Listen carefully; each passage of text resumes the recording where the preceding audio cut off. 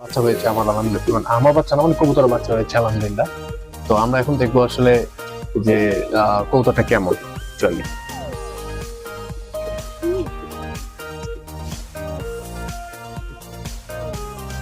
ওকে ধরাই অনেক কঠিন, ও খুব এনার্জি দেখাচ্ছে, কিন্তু ওকে আসলে একটু সাবধানেই ধরতে হবে।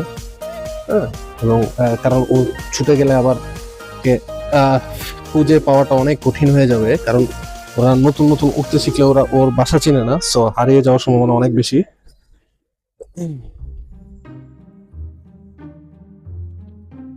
এবং আপনারা দেখতে পাচ্ছেন মাশাআল্লাহ আমার এই কবুতরটা, দেখুন কবুতরটার চেহারা একটা রেডিশ ভাব আছে, পুরোপুরি খুব সুন্দর একটা কালার হয়েছে মাশাআল্লাহ।